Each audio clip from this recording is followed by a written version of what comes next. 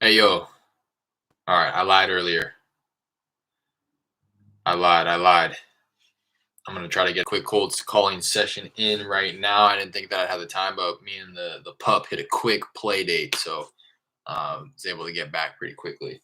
So I got a little bit of time.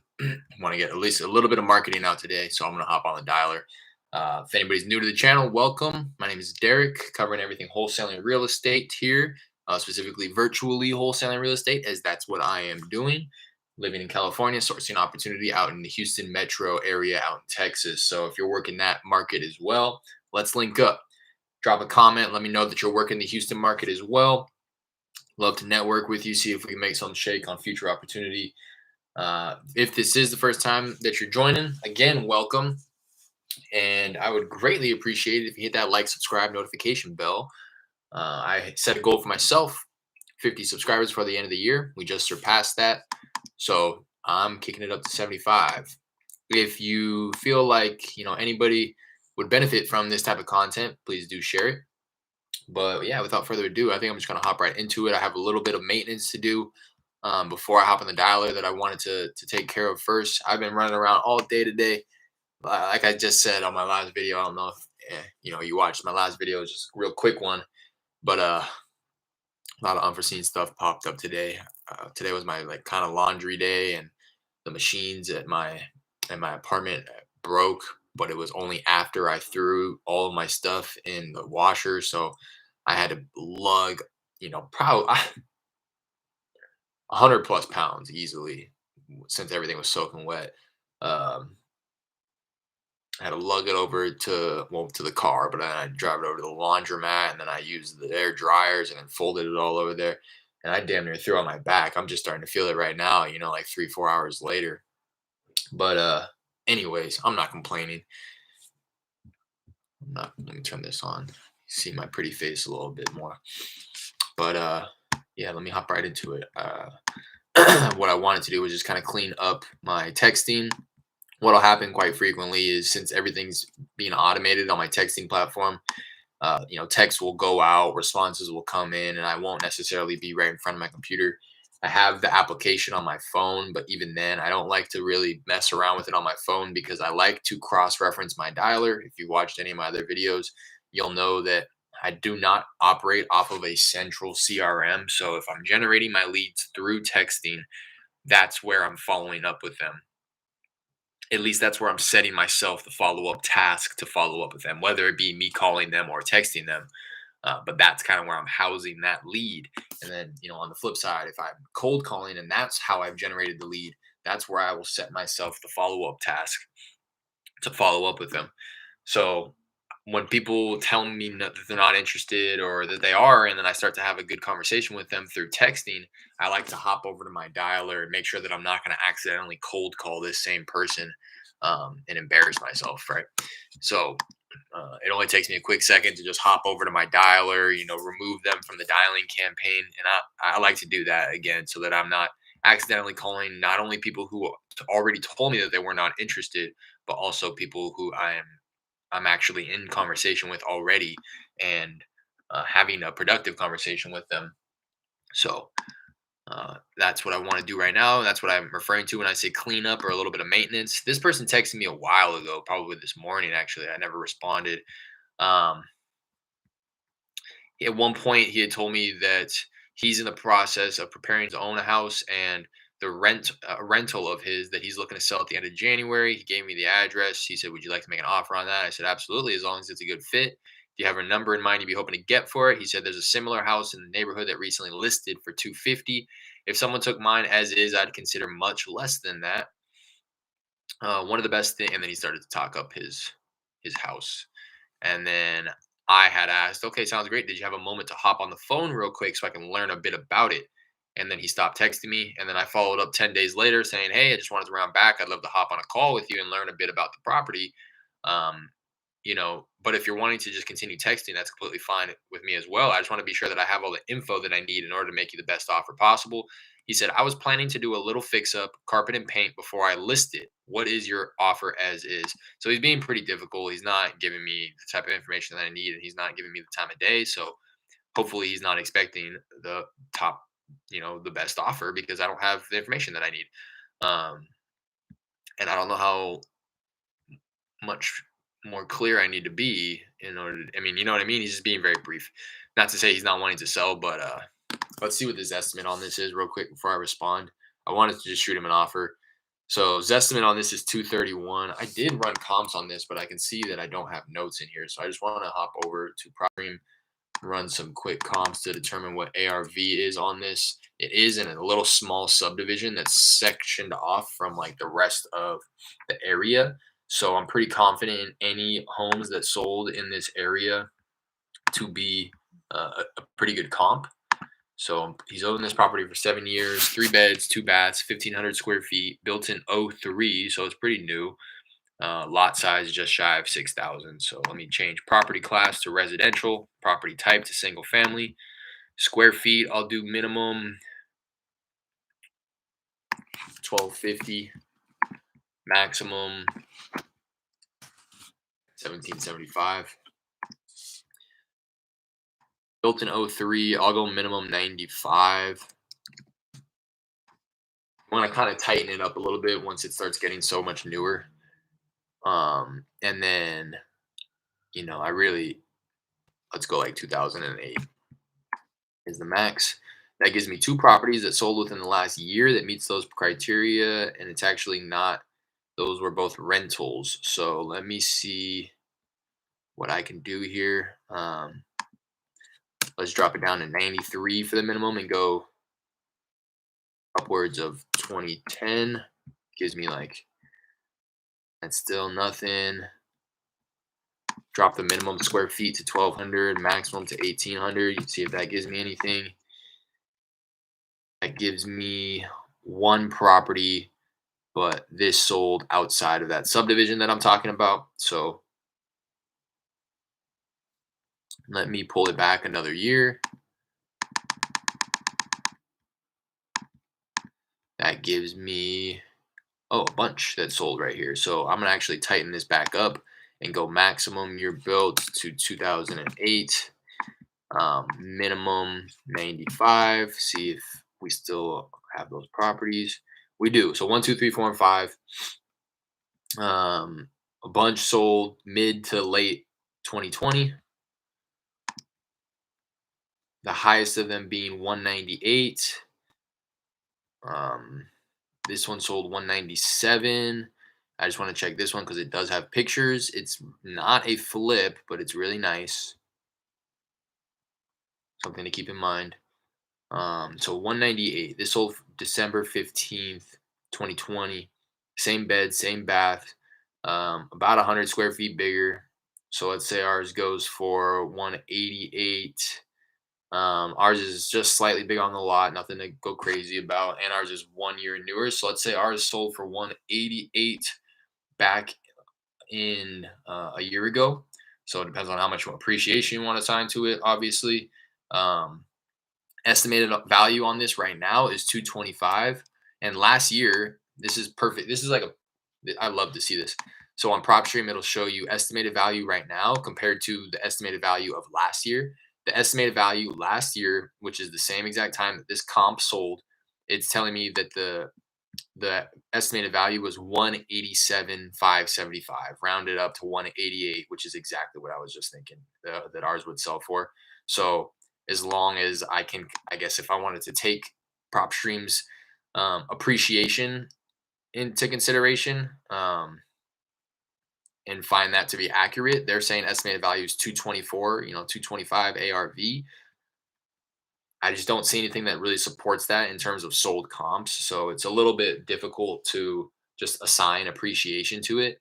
But I think it's reasonable because of the market. The market's gone crazy in the last year. So I mean, even longer than that. Let's take a look at some of these other comps. Again, this one sold 197, same bed, same baths, 100 square feet bigger. It's the same thing. So, I call it 188 a year ago. Five. This one sold for 185. Same bed, same baths, a little bit closer to square feet for ours. Theirs is about 50. Um, and ours is a year newer, slightly bigger lot. So I think, yeah, 188, 190 last year is what it could have sold for. Um, I mean, this one's outside of the subdivision, but it's 4/10 of a mile away. Same bed, same bath, 250 square feet bigger. It sold for 264. So call hours 240. Theirs is 2 years newer and about 500 square feet bigger. Nothing crazy. Maybe it is. Maybe you do call it about 240, maybe a little less. Um, he says that he sees one that just listed for 250. Let me pull it up on Redfin to see what I can see. See if Redfin has any more recent data or something that PropStream just doesn't have.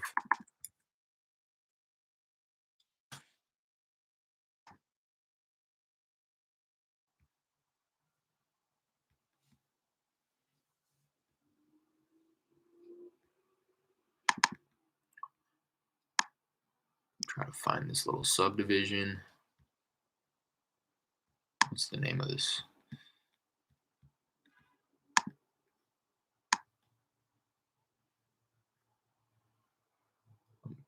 Pretty sure it's right here. Let me zoom out here. I just don't know where I'm at.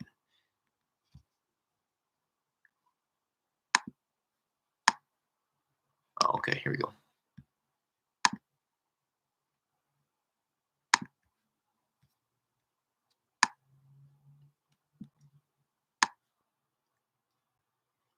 I'm tripping. I just don't know where I'm looking right now.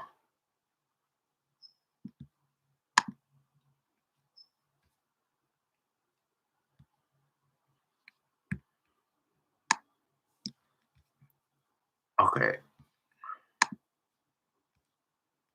Yeah, here we go. It's just a super tiny subdivision. There's only one way in, one way out. It's like that type of subdivision. Um, if that makes sense. It's just like, well, I mean, there's no other way to explain that. One way in, one way out, but it opens up into multiple different streets. But again, if you're gonna leave this neighborhood, you have to go through this one street to get back onto the main road. So let me filter this on Redfin by homes that sold within the last year with square feet. What did I have? 1,500 is what it's at. So I'm gonna go square feet, minimum 1,250, maximum 1,750. I love it when it falls like right around that mark. So, well, there you go. Nothing sold in the last year, even with those square feet. So that's what I was hoping for. I was hoping to get something that. Uh, so there have been some that sold upwards of 2,000 square feet. Let's see. I mean, that's pretty big difference. Let me just see though if any of them are just like just beyond 1,750, where it still might make sense to make it a comp. Year built '03. I'll go minimum again. What did I? Oh, this makes it a little more difficult. I'm gonna go minimum 2,000.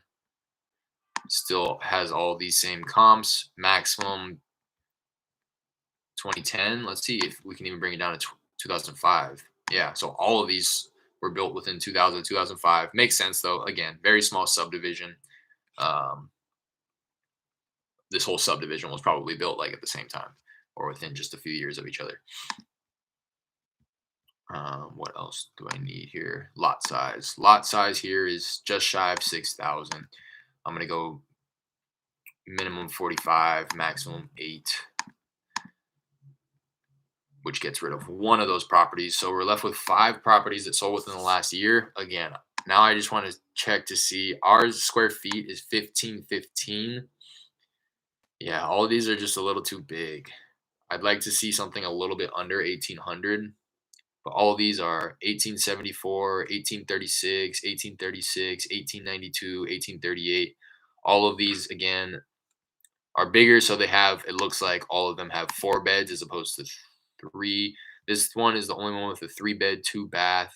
So if you really wanted to use it as a comp, you could probably say that,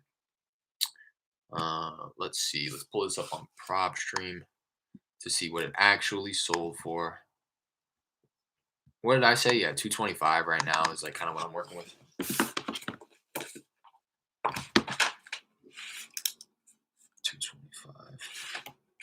I just want to pull this up on PropStream because Texas is a non-disclosure state and it won't say on Redfin what it actually sold for. But if you pull it up on PropStream, go to MLS details, you can see that it sold for 200, not the 205 that it was listed at. At one point, there was no, it wasn't even a price adjustment. It just sold for 200. They didn't get what they were asking for. So same bed, same baths, but this one is 300 square feet bigger. So, I mean, it gets to the point where it's like you can't really do this anymore, but just for the sake of doing it, 205 minus 30, call it 175. 175. Pretty much same. Oh, it's the exact same size lot. 1 year older. And yeah. So, I mean, when did this sell? Back in May. And it's saying that the Redfin estimate is another $50,000 on top of that. I'm just gonna call it 225. I'm not gonna go spinning my wheels here.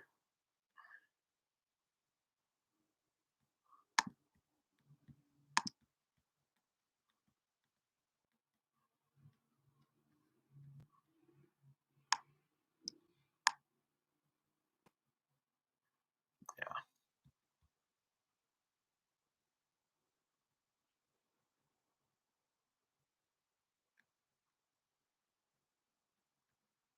call it 225 ARV. He said he saw something. Let's see if I can find that one that he's talking about. That is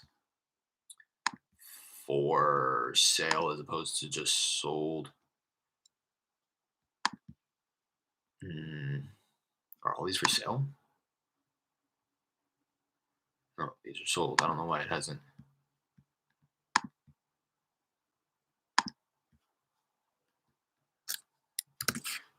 Redfin, come on, up your game, bro. I don't want to see the sold anymore. I want to see the for sale. What's going on?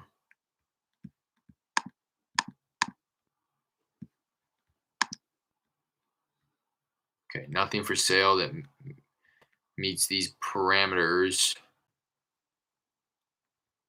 So he's tripping.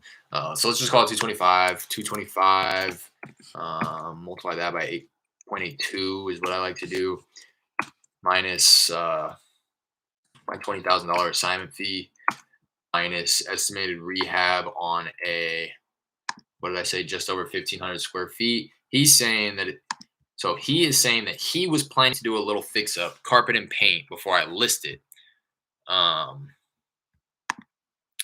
Now, what I want to say to him, well, first let me finish this. So for a 1,500 square foot place, just carpet and paint, you can probably call it 15, 20 grand. Let's call it 20 just to be conservative. So I'd probably be able to offer him upwards of like 145, maybe 150.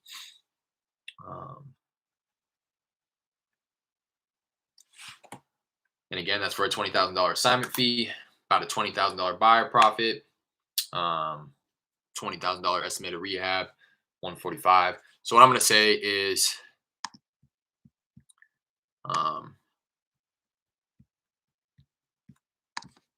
for a cash offer, I would likely be in the first. I'm going to mention. No, I'm not even going to mention that because it doesn't matter. That one that he's referring to hasn't sold. It's just for sale. So that could sit on the market forever for all we know. I'm just gonna, and the reason I'm just making this kind of offer because he's not giving me the time of day. He's not willing to I've asked him to get on the phone twice and he has ignored me and he just continues to text me, which is fine. I gave him that option just now. I said, hey, if you want to continue texting, that's fine. And he's just being really short with me. It doesn't seem like I'm ever going to be able to pull the information out of him that I need. So for somebody like this, I'm cool with just making him an offer and keeping it pushing because I don't want to waste my time with trying to finesse him and finagle him to try to get him on the phone just to get I'm gonna make an offer, and if he doesn't like it, I'm gonna continue following up with him because he said he's trying to sell it within the next month. But I don't foresee him. No, it's not that I don't foresee him. I know for a fact that any number that I give him right now isn't going to be attractive to him. So for that reason, and I say that because of the dynamic of the relationship right now. We don't have a relationship. So I could tell him 200,000 and he's going to say, "Oh no, that's a little too low." It's like, "Okay, well, that's way more than you're going to actually get for cash." You know what I mean? I could give him the best cash offer possible. But the fact that we haven't built rapport, he's not allowing me to build this relationship. Anything that I say, he's going to be turned off to. Send the hitters. What's up, Matt? Yeah, exactly, man. Let's go. So I'm going to send him an offer. I'm going to say for a cash offer, I would likely be in the range of, again, my max is about 145 to 150. I'm going to drop it so that I have room to work up again because I know any offer I give him at this point is going to be unattractive. So I want to, you know, I want to make him an offer. He's going to say, "Oh no, that's way too low." And then I'm going to say, "Okay, what are you expecting?" Because I've already asked him what he's off, what he's asking, what his asking price is, and he kind of sneakily in a way answered but didn't really. I asked how much he wanted and he said, "Well, I sold a prop or I saw a property that's for sale for 250. I would want much less than that." So in my opinion, much less is about $150,000 less. So for a cash offer, I would likely be in the range of I'm gonna say 115 to 130K. That gives me about 15, $20,000 to work up, um, based on his response. So for a cash offer, I would likely be in the range of 115 to 130K. I'm gonna say uh, now that's if carpet slash paint is all it needs in order to fetch top dollar on the open market. Cash offer. That's what I'm saying. Leo was late with that one. I heard somebody knock on the door. All right. Hella late, bro. Come on.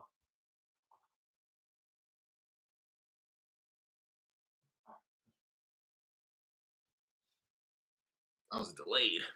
Much less equals 50K less. On God, yeah, no, 100, easy 100. Like, you know what I mean? If they're not gonna tell me, I'm forced to.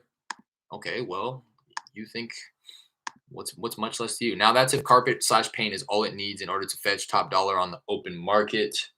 Um,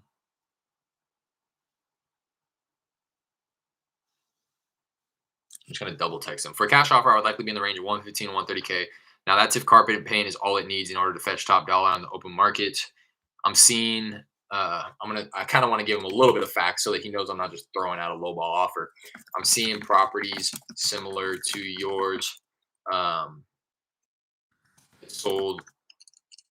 I'm not going to mention that they sold last year because he may argue the appreciation that the market has seen. So I'm seeing properties similar to yours um, have sold. What did I say? 225. That's not what they sold at though. Let me pull these comps back up.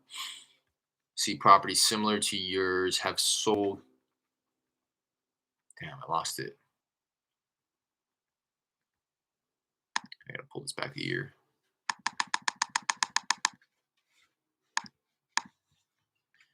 One, two, three, four, five, one, two. Yeah, 190, about 185 to 200 is what I'm gonna say.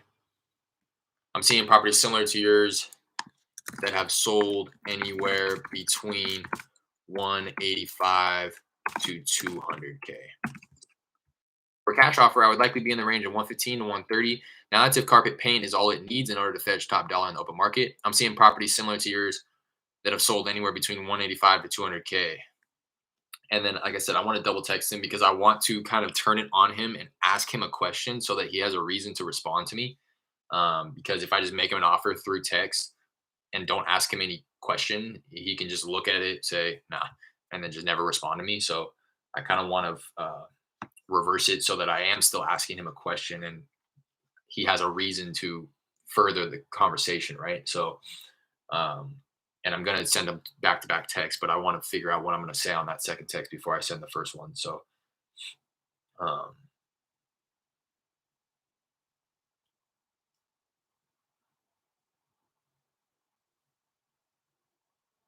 I kind of want to ask him like,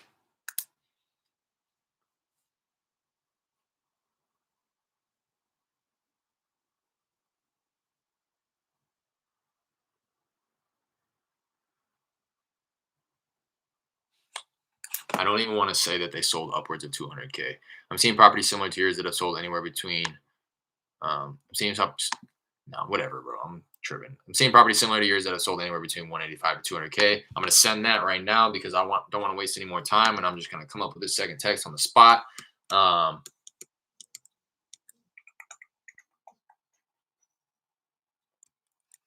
is that more or less what you were thinking? Oh, but you know what I mean. Yo, let's get it. What's going on, Stefan? So I want to take notes on this one. ARV 225K. I want to make a note to say not many comps, nothing sold in 2021. Very small subdivision. MAO. I say at 150K, assuming that light rehab is all needed. Save that. He's not going to respond, but I'm going to push this out to like the first week of January because he has told me that he wants to sell it by the end of January already. So I'm just going to push this to the 3rd, that first Monday of the year. Follow up with him at 11 a.m. Save that. Bada boom. And again, the reason I even wanted to clean this up was because now I want to find this guy in my dialer so that I don't call him and possibly make him a different offer. Or so I've already taken him out of the dialer, so that's cool. But that happened one time. I didn't actually make an offer. That would be horrible, but it happened one time, and it was enough for me to implement this process that I'm doing, this manual removal of the dialer. I had called somebody and I gave him my pitch. Hey, this is Derek. Just wanted to see if you'd be interested in receiving an offer on your property there. And he was like, yeah, yeah. And then I started asking him some follow up questions, and he was like, yeah, we've talked. Remember, this is what's going on with the house. I can't sell it because of the legal. And I was like, oh, right, right. I had no idea, but only after I like went back in, reviewed my notes, and I was like, oh, damn, I have talked to this guy. So that's what prompted me to implement this. And I just don't. I could really care less, but I can see it ruining future opportunities where they're like, oh, so you're not even really caring about my property. You're just calling as many people, because that's what it comes across as. So this person here, Gloria, for those who are just kind of tapping in, Matt, if you're in here, just so I'm implementing texting now, so it's automated. However, so all I have to do is add them to the campaign, and then it's on a drip campaign. So they're gonna get a number of texts and ringless voicemails throughout the course of 20 days, and at the end, the last text that gets sent out. So just to put it into perspective, Gloria here, I texted her first on November 23rd. I hit her with a ringless voicemail 3 minutes later that sounds like this. Hey, I just texted you about a property I believe you own. My partner and myself, we're local home buyers. We got some cash on hand, and we're looking to pick up one, maybe two more properties in that area there. I just wanted to give you a shout to see if you'd ever consider selling. So very generic, very general. Never mention anybody's name or property address, so that allows me to drop that and send it off to anybody. No response. So day 2, November 24th, I hit her with another text and another ringless voicemail that sounds like this. Hey, how's it going? I hadn't heard back, so I just wanted to round back, double check to see if you were interested in receiving a cash offer on your property there. If not, completely understand. Just let me know one way or another so I can stop bugging you here. So kind of give them an out, right? Hey, if you're not interested, just let me know. It gives them an out, and it honestly will end up saving me money because I no longer have to market to them. I'd much rather get the no up front rather than continue spending money on marketing to them. No response. 7 days later, I hit her with another text, no response. Uh, 8 days later, hit her with another text, no response. 10 days later, I hit her with the last text and says, "Hey, your address." Um, it doesn't say your address; it says her address. It pulls the information dynamically. Hey, your address was at the top of my list, but it seems like now might not be the right time for you. Please save my number if anything ever changes. And she says, "What?" So, but it's all good because once that happens, um, then if that last text gets sent out, it triggers the system to tag her as no response and cold call, and then it gets added to a list. And then once that list gets to about 100, 200 people, I'll then pull all of these mobile numbers, since all the numbers are in here are mobile, since I'm texting these people. I pull all of these mobile numbers and then I'll push them to my dialer so that I can then try calling them as opposed to texting them. Maybe texting just isn't the best form of marketing for this person, but calling them and getting them on the phone might be. So that's what I'll do here. She says what, but I'm not gonna bother to like explain, or you know what I mean, text her back. I'm just gonna add her to the cold calling list and then I'll cold call her. But that's it's something else that I wanted to point out, which is what, yeah, like what, I don't even know how to respond to that. Something else that I wanted to point out, something that I've been mentioning, that I've been focusing on and prioritizing, is trying to come across as human like as possible through these texting campaigns. Because again, all I do is add them to the campaign and then it automatically texts these people, drops ringless voicemail. One of the leads that I've generated recently, the guy who wants to sell 6 properties, says that I said, just out of curiosity, have you been considering offloading all of these properties, or did I just catch you at a good time? And he says, to be honest, I get texted and called all day, every day about these properties, but something stuck out about your text and your follow ups that made me believe that you were a real person. Which is funny because what he essentially said was, it was clear to me that you were actually texting me and following up with me, where in all reality I wasn't. But I was proud because days before that, when I uploaded this list, I made sure to format it properly. Because before that, I was just willy nilly just throwing lists in there, and then I would start sending off texts, and then I realized, like, wait, sometimes the names would be all caps, or sometimes the addresses would be all caps, and to me that just screams spam. So this list, I made a point to take an extra step before I uploaded it and reformatted all of the first names and all of the addresses so that everything was properly capitalized. And since then, 2 people have made a point to say that. So that was the first time, and then the second time was this right here. Um, this woman, Dina, again had gone through the entire thing, entire campaign, never responded to me. I hit her with the, "Hey, your address was at the top of my list, but it seems like now might not be the right time for you. Please save my number if anything ever changes." She says, "Hello, I thought you were a scammer, but it seems that's not the case. This is the wrong number. Sorry for not responding." So again, patting myself on the back because although it wasn't even the right person I was trying to get a hold of, it's very clear that that extra effort that I put into to reformat everything and just to, I don't know, appear as human like as possible in the scripts that I typed out for these campaigns. It's doing what I intended for it to do, which is again become as human like as possible. So I thought that was pretty cool that she had gone out of her way to let me know that it was not only the wrong number, but that she thought that I was a scammer at first, but just the way that I was following up made it clear to her that I was not. Um, and that's what that first guy said too. He says, because he responded after the second text. He got one text, a ringless voicemail, and then day 2 got a second text and said, "Yeah, I'm free in 5 minutes. Give me a call." I called him in 5 minutes and asked him that question. Why me essentially? And he says, yeah, just the way that you followed up with me, it seemed like you were a real person. I saw that you had left me a voicemail. I went into my missed calls to make sure that you actually did call me and that you just didn't drop me this ringless voicemail.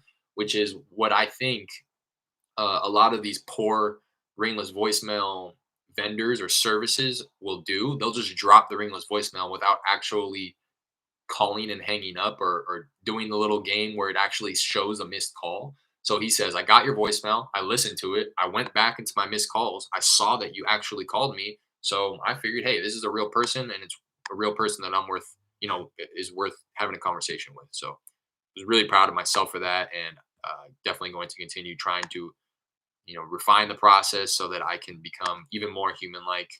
Um, take note of certain, points in time or certain texts that get negative responses.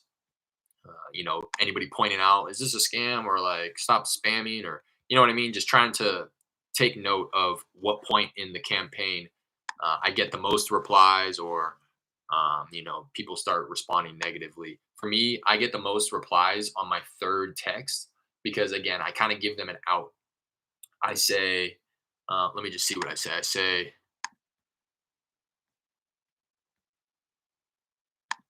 on my third text, I ask for their price. I say, hey there, just following up on the text I sent, did you have a number in mind that you'd be hoping to get for your address? And that's where I get the most replies. A lot of them are like, yeah, $1 million, or something very unreasonable, which is cool because again, to me, I would prefer that because I know now, okay, now I don't have to waste my time or money marketing to these people because they are have unrealistic expectations. But a lot of times, not a lot of times, but it's happened a good handful of times where somebody gives me a price and it's like reasonable, or maybe retail where it's like I just need to talk them down a little bit, negotiate with them a little bit.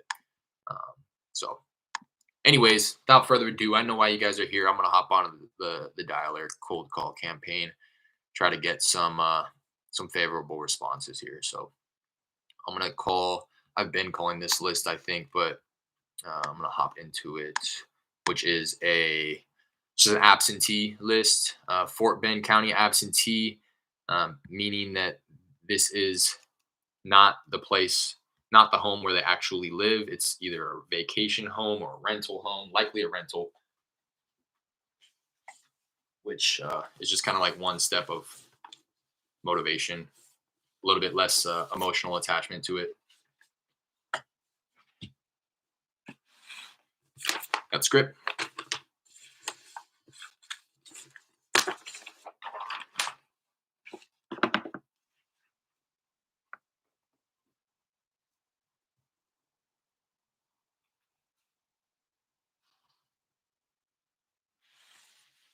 Oh, nervous.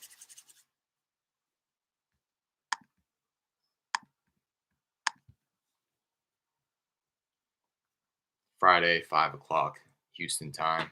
I don't know if I'll get the best response rate, but give it a few minutes to test it out. If it seems like it's not it, maybe I'll switch over to a different list. Calling off of 5 lines right now, I believe. Um, I use call tools for my dialer. You can call up to 10 lines if you like, but at that point, you're kind of just wasting data because you're not able to talk to more than one person at a time.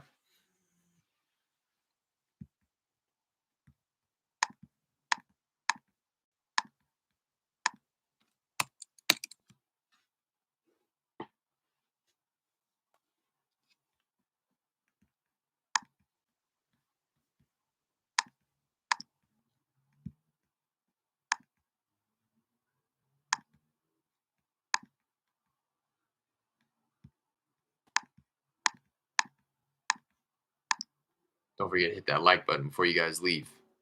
Appreciate you guys. Setting a new goal for 75 subscribers before the end of the year because we blew past the 50 goal. Still have another couple weeks left before the end of the year here.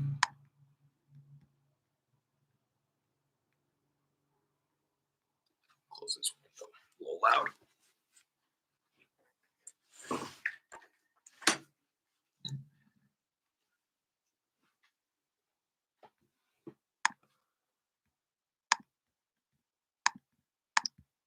And phone number after the beep.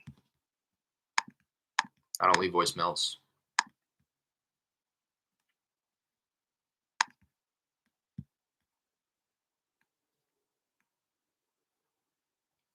And with call tools, it has voicemail detection, but you get to decide how quickly you want the line to connect, slow, normal, or fast. Fast is, you know, you're kind of you're going to get more voicemails because you're not allowing the system enough time to detect the voicemail. If you choose slow, you're going to get way less voicemails, but you're sacrificing the first few seconds of the phone call. So, um, you know, you may you may get to the line, but they might have been on the line already saying hello, hello, and then hung up by the time you actually got connected. So I just have fast, even with. Bueno, Hi, Miss Garcia. yes. Hi, how's it going? This is Derek. Sorry, I know this is a bit random, but I was calling about a property I believe you own on Clear Forest Drive. No, it's not in sale. Oh, okay, completely understand. While I have you, would you happen to have any? Nope. I don't know if you heard that, but she said it's not for sale. Not interested. Contact made. On to the next. So I choose fast, but even then, like you heard right there, you still don't hear that first hello. So it'll beep. You guys will hear a beep. That means that the line just connected, and at that point, hello. Hello. Hi, is this Mr. Chu? Yeah, what you need there? Hi, how's it going? This is Derek. Sorry, I know this is a bit random here, but I was calling about a property I believe you own on Evergreen Grove Drive. Oh, I'm sorry, we already sold it. Oh, okay, I'm late. While I have you, would you Yeah. would you happen to have any others you'd be considered selling at the moment? So we have some, but now I'm so busy now. So would you please call me back sometime? Sure. When's a more appropriate time to follow up with you? Okay. But except the whole next week, Okay. All right. because yeah, Perfect. because we are, yeah, we went to the overseas, so we don't have time. Okay. Okay. Why don't I follow up the beginning of next year then? Yeah, maybe next year call me back. Okay. Sounds good. Have a good holidays. Okay, thank you. Bye bye. Bye now. I couldn't really understand him to be honest, but it sounded like he might have a property, another one that he wants to sell. So I'm gonna leave myself a note. Possibly has another property. Leave myself a calendar event.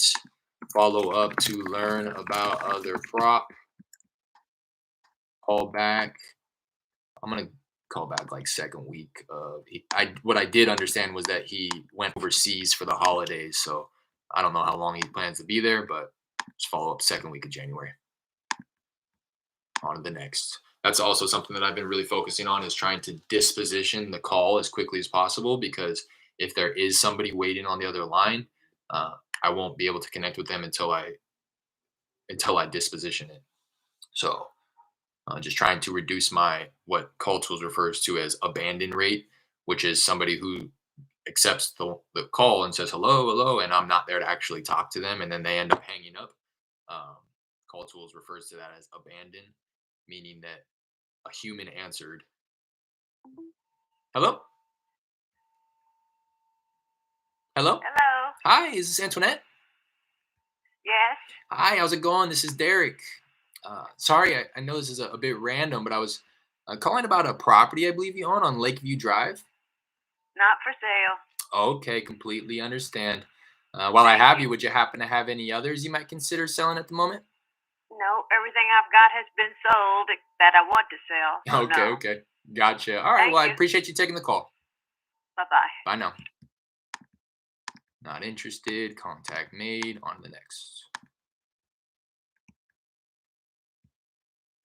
Come on. How is somebody not going to sell me their property? You hear how charming I am?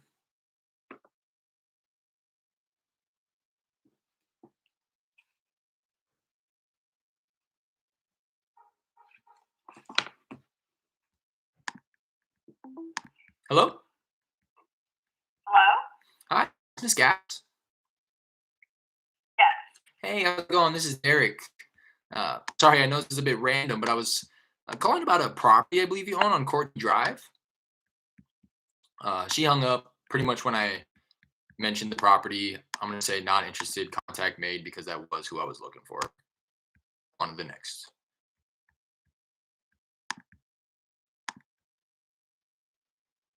I didn't expect this many people to pick up on a Friday afternoon.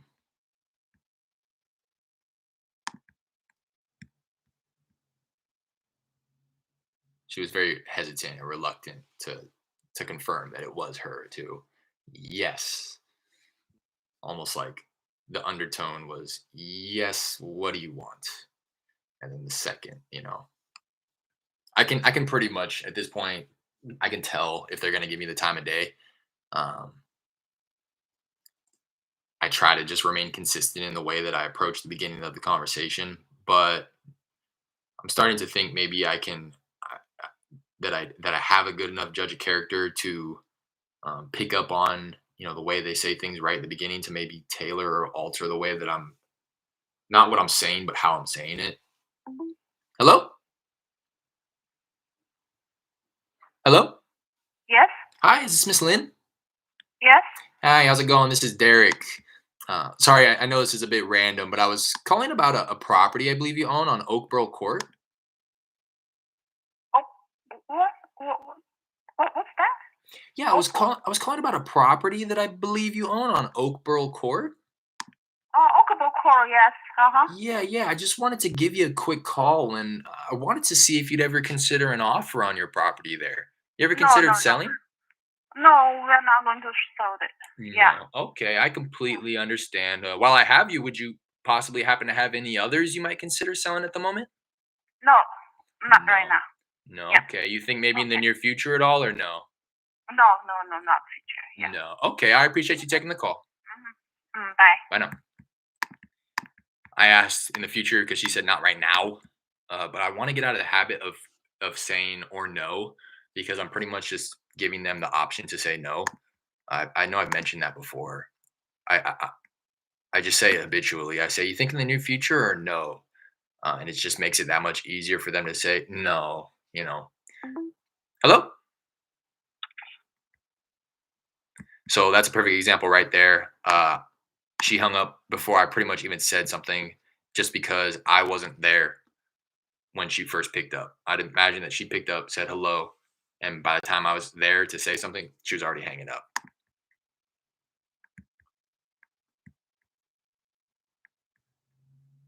Burning through them right now.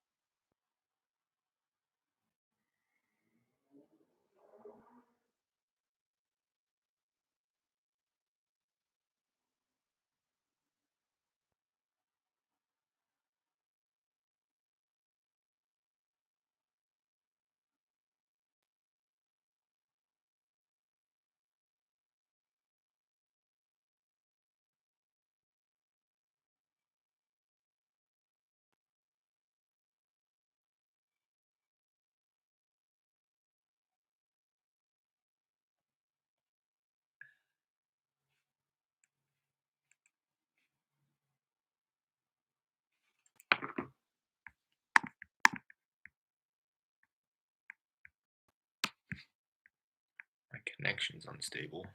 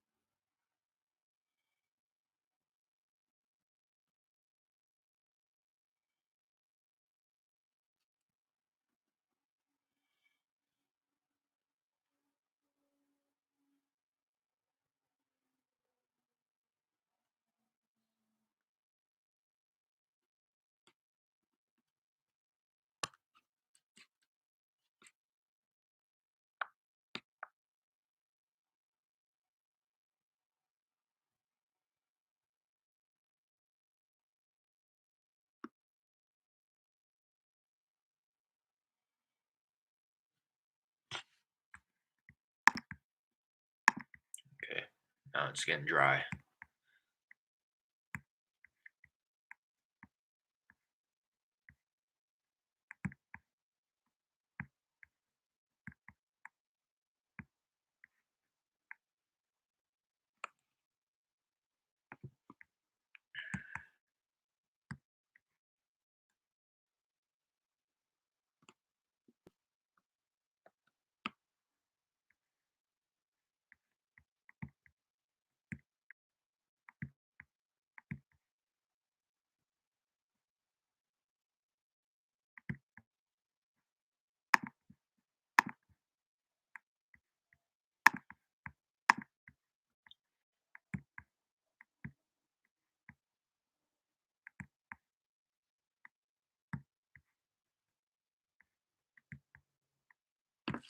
Man, it dried up quick. I was getting them back to back for a second. That just goes to show you too that you need to do these things in, and collect data in large sample sizes. Like it's not, you can't hop on Leave your name 10 and phone minutes number after the and expect to get accurate data, accurate KPIs. You got to do it for hours and get a huge sample size to determine, what your contact rate is per hour, what your abandon rate is, what, all those KPIs that you're tracking. You can't just get on for an hour or two. You got to do it at huge volume to get a good assessment of what you're trying to figure out. And I say that because of the little dry spell that I just hit. I was getting back to back to back, pickups, contacts. And now it's been, 5 minutes where I haven't got a hold of anybody.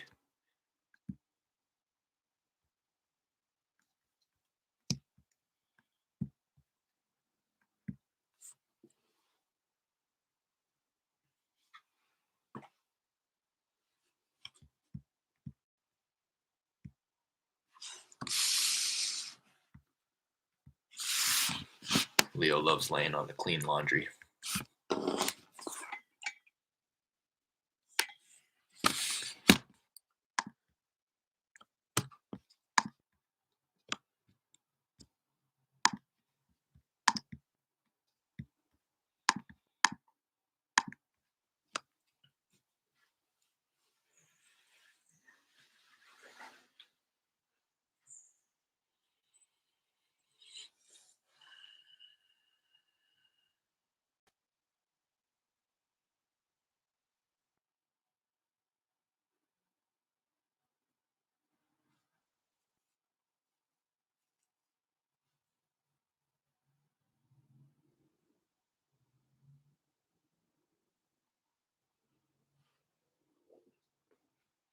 It's part of the game. I may need new phone numbers, although, again, I've been getting a lot of contacts today. But I think I am due to get a new batch of phone numbers just in case they're popping up as spam or something.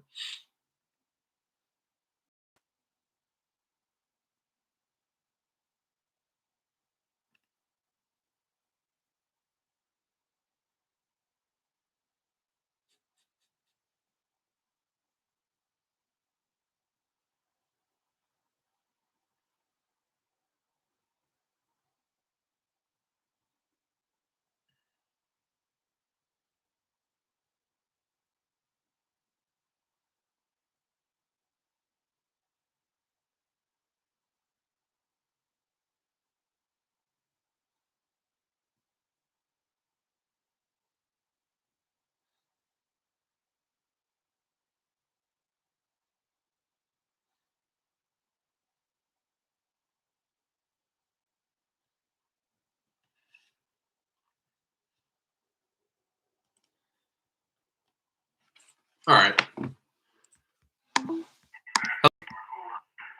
Hello. Hey, Robert. Hey, who is this? Hey, this is Derek. Hey, sorry, I know this is a bit random, but I was calling about a property I believe you own on East Hillary Circle.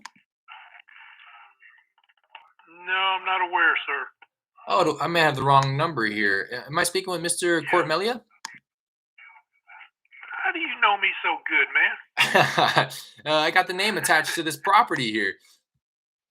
Yeah, no, it's not for sale, but I appreciate you trying, guy. Yeah, yeah. I appreciate you taking the call. Have a good holidays. All right. You too. Take care. Bye now.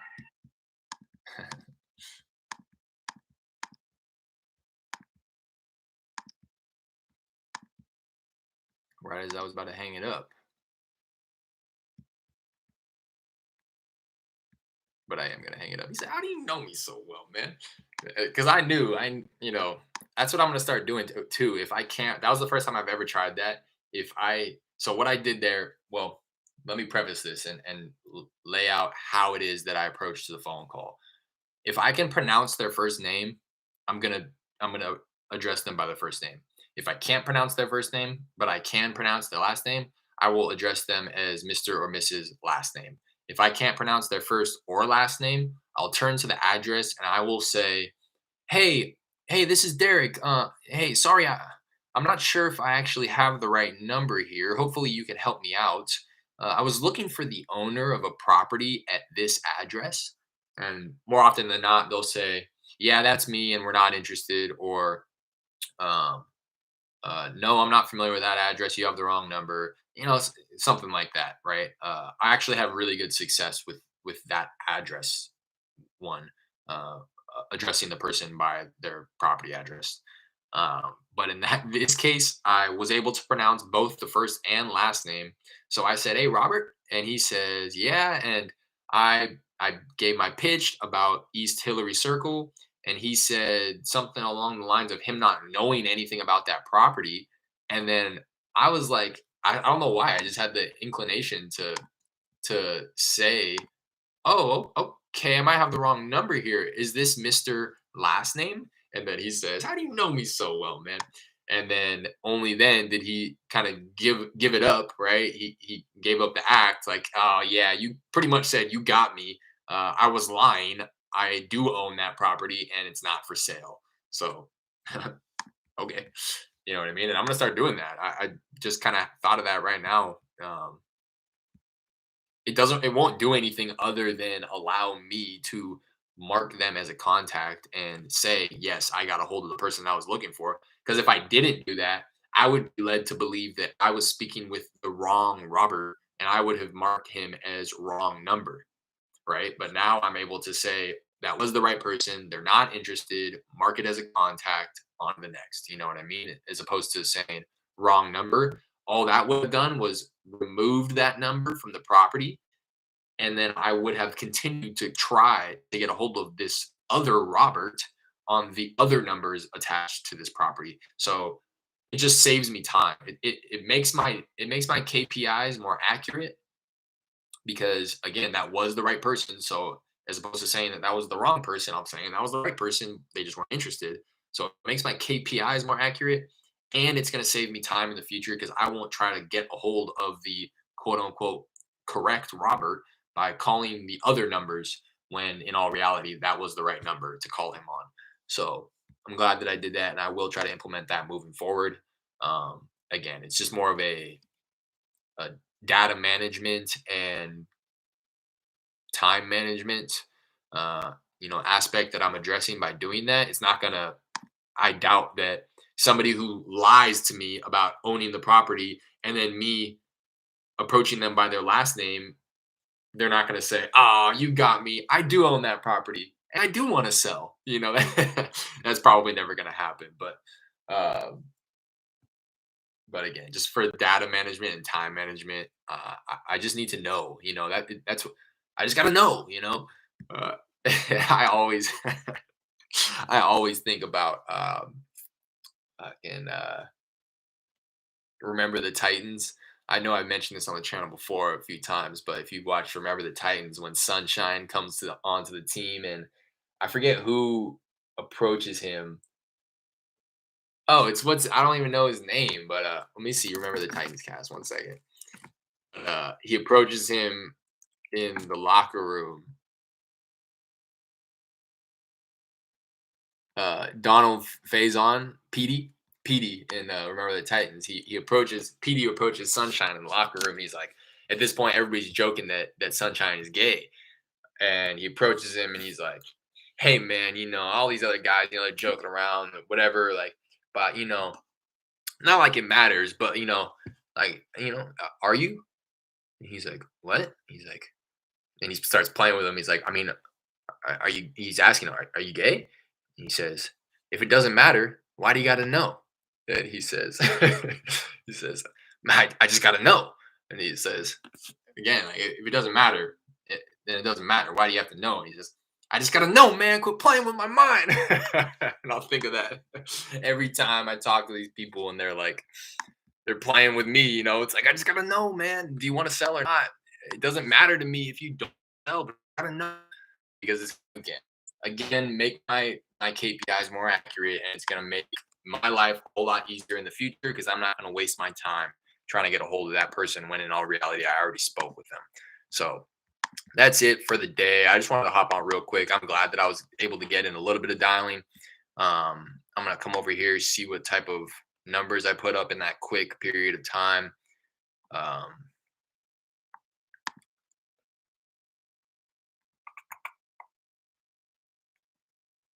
um,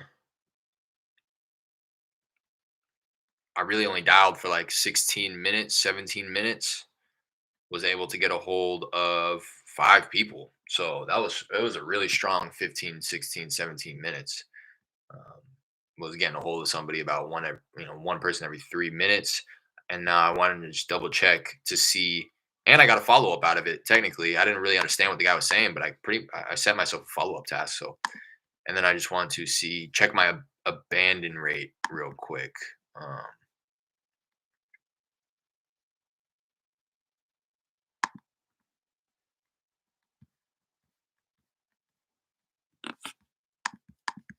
check my abandon rate.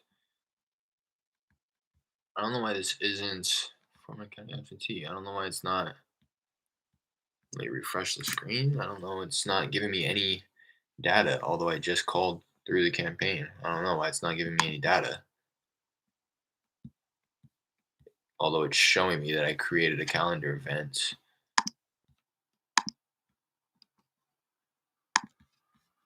Huh. I don't know why it's not giving me any data. It maybe just needs a quick couple of seconds because, again, but anyways, 6 contacts made today. 6 contacts made. I got 2 voicemail machines and 1 no contact. And that was that person. I'll mark them no contact when I connect with them, but they hang up before we even say anything to each other. So that was that one person who hung up before I was able to connect with them. So 6 contacts today on like not very long. I'm really curious about my abandon rate though. It's like something that I'm really trying to focus on and trying to reduce, and I won't be able to if they're not going to tell me.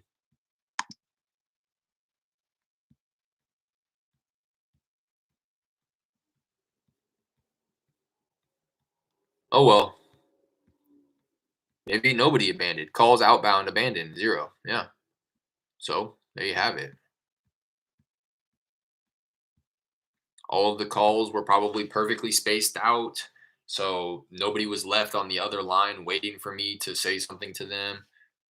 And I was able to disposition the calls quick enough so that again I opened the line back up so that somebody else could hop on and talk to me. So I'm pretty happy about that. Zero abandons on about again like 17 minutes of dialing, and I was able to pull in 6 contacts. So or 5 contacts. I don't know where that other contact was coming from. It said 6, but 5 contacts in about 17 minutes. Really happy with those results on a Friday afternoon. I mean, I'm not happy with the fact that I only talked to 5 people, but I'm happy that I was able to at least get 5 contacts in on the day, despite all of the stuff that kind of popped up throughout the day. I'm really planning on treating next week as more of a follow up. I'm gonna try to get out the text messages on Monday and Tuesday. If you're new to the channel, that's typically when I send the new text. No, I'm not gonna do that. I'm not gonna do that, and in fact, or maybe I'll do it on Monday. because what I usually do is I'll set it up Monday and Tuesday, and then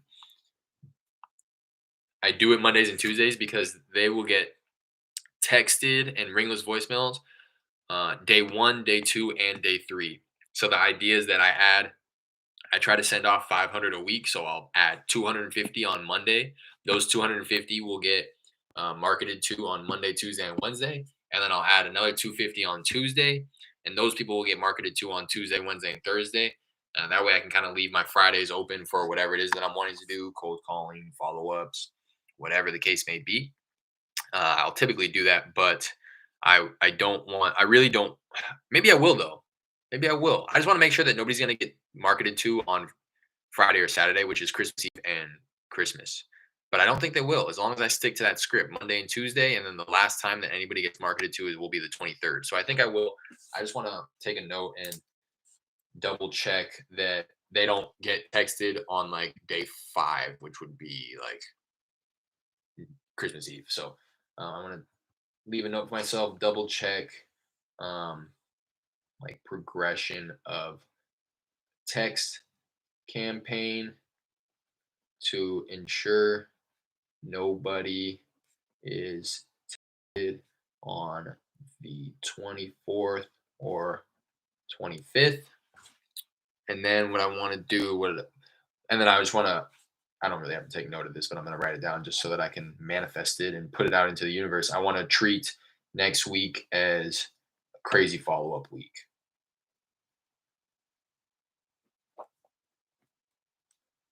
I've been kind of kicking the can down the road with some of these people because just a lot of opportunity has been popping up, and I've been kind of prioritizing the leads as they're coming in. But I know like Troy hopped on here and he gave me that fire damage property. I was intending on calling him today, but again, I just had so many unforeseen things pop up. Um, so I want to make sure to call him early next week. I was supposed to call that guy with the 6 properties.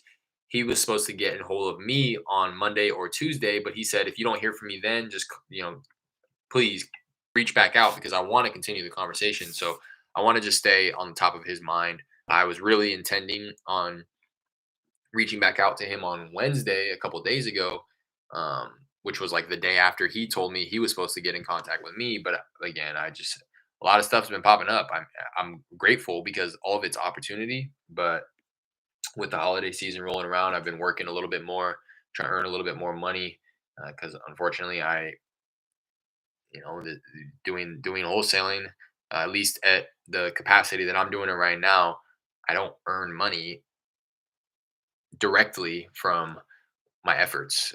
It's indirect. My efforts now will pay me months down the road, but right now I kind of need money now. So I've been working a little bit more. So next week I just want to kind of shift gears. I'm gonna send off those texts, I think, but I likely won't be doing a whole lot of cold calling. Maybe I will. I don't know. I'm just gonna leave it open. I don't want to really set a huge uh, goal for myself for next week because it's the holidays. I know I'm probably going to be scrambling. I know a lot of other sellers are going to be scrambling. So even if I do get a hold of people, it may not be the best time to actually open up and have a lengthy conversation with these people. So I may just, I just want to make the point to round back with a few people, especially people that I've been following up with and kind of just wish them a happy holidays. You know what I mean? And um, let them know that the relationship that we have started and that we're continuing to build upon is a whole lot more than just the transactional. I want to buy your house. You have to sell me your house. How much are you going to offer me? I want to round back and really plant the seed with these sellers and make them, just to reiterate, I want to let them know that the relationship goes beyond the transactional conversation. And I think I can easily do that by just rounding back with them and wishing them a happy holidays. I might even just do that with some of my sellers and not ever bring up the property. I might just shoot some of these hotter leads a text wishing them a happy holidays and not even bringing the property up. That's actually a pretty good idea. I think I'm going to do that. Um, Either text or call hot leads wishing them a happy holidays, not a Merry Christmas, because you don't know what people's religious beliefs are. Um, Hot leads, wishing them a happy holidays. I learned that in high school. Got a lot of Jewish friends. Text call hot leads, wishing them a happy holidays, and not mentioning the property. I think that'll go a long way. That's something else that I've been focusing on. I want to kind of, I want to do that. I've been slow playing these conversations a little bit more. I haven't been. I've been getting my excitement in check. When somebody tells me they want to sell, I'm trying my best to not, oh my gosh, somebody finally said they want to sell. I got to get the contract signed right now because it comes across as desperate and it bleeds through into the conversation over the phone. So I've really been slow playing this and just starting to plant the seeds. Uh, in fact, I just mentioned this on my last live stream, I think earlier today. I had a guy yesterday that I was talking with, and I actually proposed it. I said, you know what? Because it was clear that a decision wasn't going to be made today. And in all likelihood, a decision wasn't going to be made before the end of the year. So I actually proposed it. I said, you know what? Let's do this. Let's take the holidays. Start doing a little bit of research. You figure out where it is that you'd want to move to after you sell this property. That'll give me enough time to run my numbers, figure out, take a look at the market, figure out what I'd be able to offer, and let's revisit the conversation early next year. I'll give you a call maybe the first or second week in January. How does that sound? And he was like, okay, and he started dropping thumbs up emojis and all types of stuff. So I, in that case, even went to the extent of proposing it myself. Like, hey, let's take some time here. We don't want to rush into this. And I think that people will appreciate that. So I intend on doing that at least until the end of the year. Because again, I might get a contract before the end of the year. I want to get a contract before the end of the year, but it's not going to close probably until mid to late January, anyways. So there's really no rush. I'm very confident in the amount of follow ups, the amount of leads that I'm going to be approaching in the beginning of the year because people have requested, hey, yeah, just call me after the holidays. So I'm gonna be on it. You're gonna tell me call me after the holidays. I'm gonna call you January 2nd. January 3rd is that Monday, and I know it because I've set a number of follow-ups for that 3rd of January, which is that first Monday. So I'm gonna be going crazy on the follow-ups the first week of the year, second week of the year. I've even made a point to push some of my follow-ups out until like the second week, knowing that I have so many people I'm gonna call the first week of January. So look forward to that. I'm looking forward to that. I'm hoping that I'm going to have a number of good conversations there. And yeah, I'm going to wrap this one up right here. Appreciate everybody who hopped in here live, and I appreciate anybody that's going to tap in here after the fact and watch it. Once it's released onto the channel here. I also appreciate everybody who jumped into my premiere that I released yesterday. It was the first time I did it, a little premiere. It didn't go exactly according to plan, but I liked it. If you did watch that video, do me a favor and drop a comment and let me know what you liked about it or what you didn't like about it. I want to continue releasing pre-recorded content so you can actually see what I'm doing on my computer. The only reason I'm unable to do that now, what type of buyers do you have? I got a lot of buyers who are looking for single families. I haven't gotten to the point of establishing relationships with hedge funds, although that is something that I definitely want to do moving forward. I got one woman in particular who let me know that she will buy upwards of 85% of ARV because her and her husband, it just sounds like they're high W-2 earners. Her and her husband are just acquiring rentals. And she said that she'd even do a little bit of cosmetic rehab. So I'm really hoping that I can find a buy and hold play for her and bring that to her. But yeah, typically I'm looking. The type of buyers that I've been speaking with are flippers, but are willing to, they're willing to pay more than the 70% less repairs. Um, because they know it's pretty evident that the buyers in the market nowadays, they know that they have to compete with other buyers who are running up the price, running up their offers. And any other buyer who's not willing to do that isn't a real serious buyer and likely is just doing this part time on the side that's still looking for that 70% of ARV, discount. But hopefully that answered your question. Is that what you meant, Stefan? What type of buyers? A lot of single families, since that's what I'm marketing to right now. I'm only marketing to single family. Um, so I'm not really talking multifamily buyers or multifamily sellers. Uh, I want to start to build a relationship with hedge funds. I don't.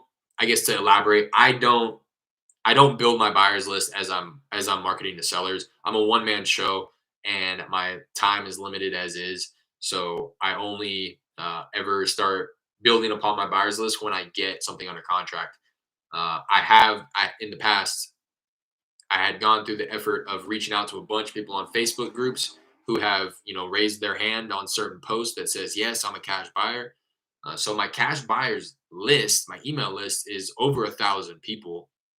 Uh, but both of my both of my assignments for the two deals that I've closed have come from me DMing them on Facebook, actually. Uh, or at least my first buyer. My second buyer, he's kind of a player in the game out in Houston. I saw him on a podcast. His name's Cody Purtle, if you're familiar. I saw him on Steve Trang's podcast. Him and his partner Jared Graves, they're doing, I don't even know how much money they're doing. The podcast that I saw, they were doing, I think they were doing over 1 million annually, if not two or three, to be quite honest. They run a pretty good size operation down there, and they are affiliated with title company as well. I don't know. I say affiliated because I don't know the dynamic of the relationship. I don't know if they own the title company or they are just able to use the name. I don't know, and I can't speak to it. But that's who I brought my second deal to, and that's the title company that I intend on using moving forward. So again, my buyers list of emails is over 1,000, but anytime I do get something under contract, I post it to Craigslist in multiple places, multiple times a day, post it to Facebook Marketplace multiple times a day, um, and send off an email list or send off email to my email list. And I try my very best to just slide into as many people's DMs as possible. And again, that first one, I've gotten a lot of good responses just by sliding into people's DMs. It's a lot more personal, and it's not like a, hey, I got a deal, who wants it? Because then those buyers know that they're going to be competing with hundreds of other people. But in all likelihood, based on the deals that I see, they get posted to these Facebook groups. They're not even really deals. So a lot of people see, like, the real buyers aren't going to Facebook groups to find opportunity. They have a exclusive relationship with a handful of wholesalers that just bring them legitimate opportunities. So they don't have to go to Facebook Marketplace. They don't have to go to Craigslist. I do that because I want to put in the effort to blast it out as widespread as possible. But in all in all reality, the legitimate buyers aren't going to these places to find deals. Um, they're having people text them, right? They're VIP buyers to certain wholesalers. So, which is the case. Again, I have like a handful of people that I will also text. That's another thing. I will reach out to these people through text before I blast it out to email. And then what I also want to do next contract I get is pull a buyer's list off of PropStream and cold call it, as well as something that I haven't done, but I want to do moving forward is collect these buyers' phone numbers as well. Typically, I was just collecting their emails, but I want to collect their phone numbers as well and send off mass texts to buyers with the like property profile, the pictures and stuff. So and something else that I'm really excited about. I know this is a really long-winded answer to your very simple question, but I'm part of a coaching program right now, and my coach is actually expanding into the Houston market. So he himself is looking to pick up properties. So um, the the gentleman that I'm talking about that has six single family rentals that he's looking to offload. I'm actually trying to work personally with my coach on that because my coach may end up wanting to buy those six properties for himself, especially if we end up coming to an agreement on him selling to him on terms, seller finance. because that'll just require a whole lot less money down, as long as he doesn't expect a huge sizable down payment on each property, which I don't think he would. So that's something else that I'm really looking forward to. I plan on bringing some more opportunity my coach's way, because he himself is looking to start buying in the area. I don't want to limit myself though and just start funneling all of the opportunity to him. Nor do I want to not market it elsewhere, but I want to at least feel it out. I'm very confident in my numbers at this point. So if I bring it to my coach, or I bring it to some of my VIP buyers, and it's clear that, they're trying to take advantage of the fact that they are my quote unquote VIP buyers and offering me something far less than what it's worth, I'm very confident again in my numbers and being able to determine, oh, okay, they're trying to get one over on me. They're trying to take advantage. So I don't want to just rely on these VIP buyers or my coach, because I'm very confident in my numbers and I know what a deal is worth. Essentially, for both of the ones that I've assigned, I assigned it at pretty much exactly what I ran the numbers at before I made the offer to the seller. So the first one, I thought that I was going to be able to get 70 to 75 for it.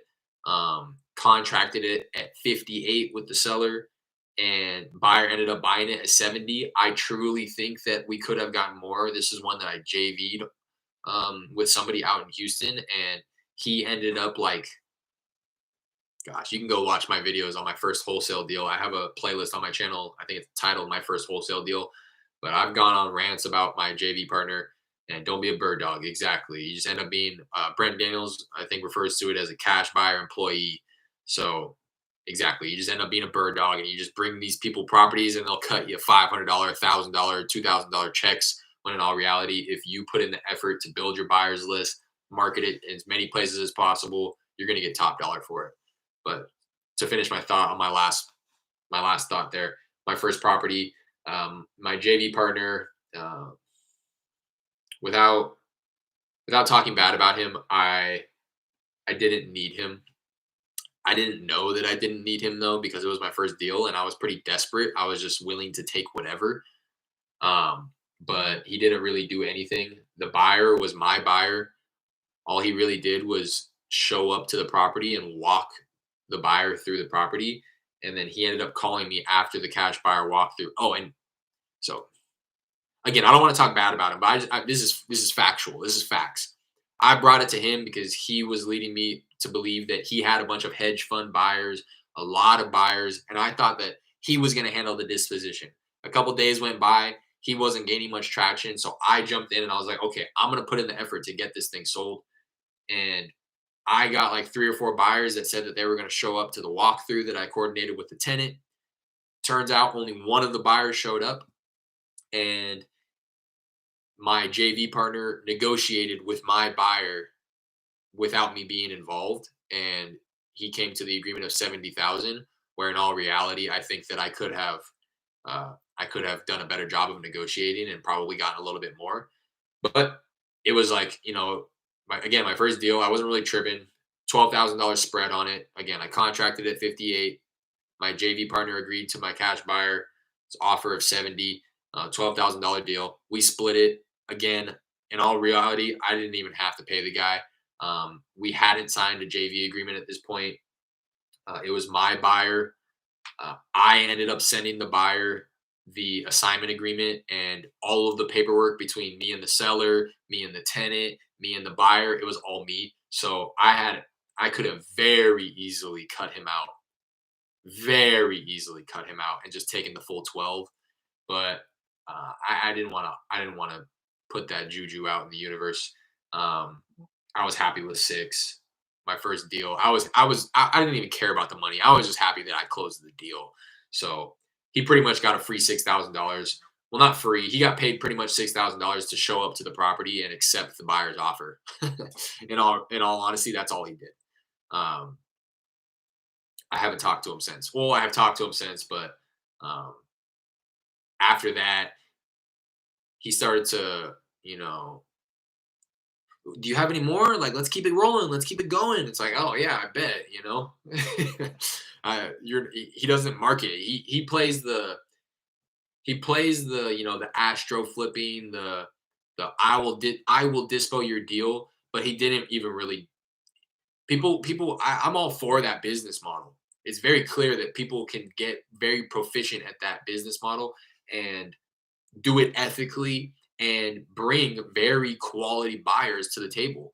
And I thought that that's what I was getting into with this guy, but it wasn't. It didn't end up being the case. So um, just kind of let it be, whatever. Um, but again, yeah, after the fact, it was him reaching out. You got any more? Let's keep it going. Like I'll handle the dispo. You just if you want to just do the acquisition and toss the contract, which I would have been fine with had he brought buyers the first time. But I am not even confident that if I brought him contracts that he would be able to dispo them because he didn't prove to me that he was able to do that. But anyways, I got onto this tangent because of my point of me being very confident in my numbers. That's pretty much exactly what I thought it was going to sell for. It ended up selling for exactly that. Again, I think that I could have done a little bit better at negotiating and maybe brought him up a couple more thousand, but I'm interested to see what he ends up listing that property on the market for. Let me pull it up right now. It's been a couple months.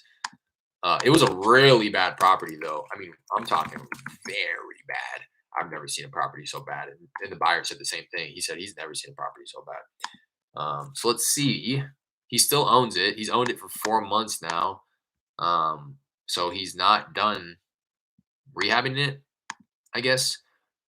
Pretty small time buyer, but yeah. And then the second property, same thing. Same thing. I thought that I was gonna be able to sell it 85 to 90. I contracted it at 75, thinking that I was gonna get a $10,000 to $15,000 spread. And then when I brought it to Cody, he had offered 80. I don't remember exactly how the negotiations went, but we ended up agreeing to 83. I knew that I probably could have gotten more, but that would have required me much more effort going through and DMing hundreds of people on, trying to find another buyer. And I ran the risk of not being able to find another buyer that was going to offer more and then going back to him and saying, "Hey, yeah, I'll take the 80 or whatever it is that he offered." And he was like, "Oh no, now it's 75," which he would be in his right, every right to do. So we ended up going back and forth and we agreed to 83, and it was enough for me to say, okay, as long as we can get this done right now. He signed the assignment agreement sight unseen, put up his earnest money before he walked the property. I was thinking that he was going to walk the property and he was going to come back and say, "Oh, it's in much worse condition than I thought," which again, he very easily could have done, but he didn't. He came back after the walkthrough and he was like, "Yep, everything checks out. Everything looks good. We're good on the 83," which again, I still think that was a great deal for him. But it was also just a good bet for me because I was able to just be done with it, collect the 8,000 on that one, and keep it pushing on and trying to get another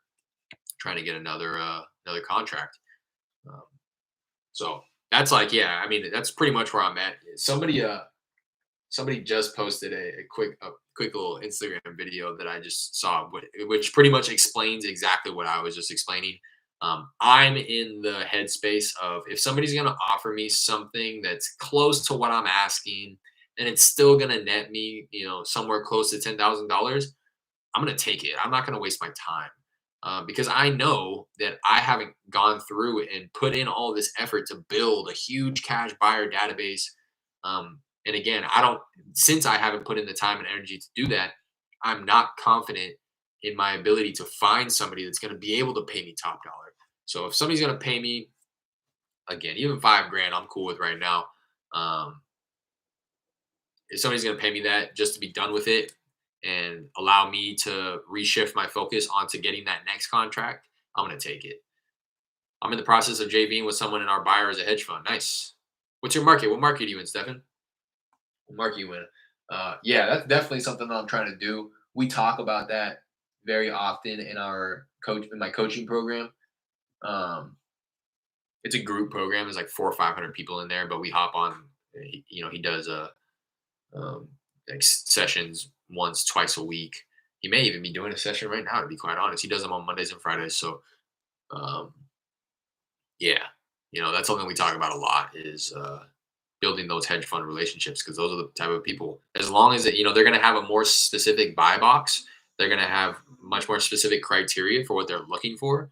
But if you're able to find something that meets their criteria, they will be able to pay you far more than what just a mom and pop investor is going to be able to pay you. Because again, the idea behind a hedge fund, for those who don't know, is they are hedging essentially inflation. They're hedging Atlanta. Okay, that's what's up though. Good luck on that one. Keep me updated on that contract. I'll put some good juju out in the universe for you, hoping that you close that one out smoothly.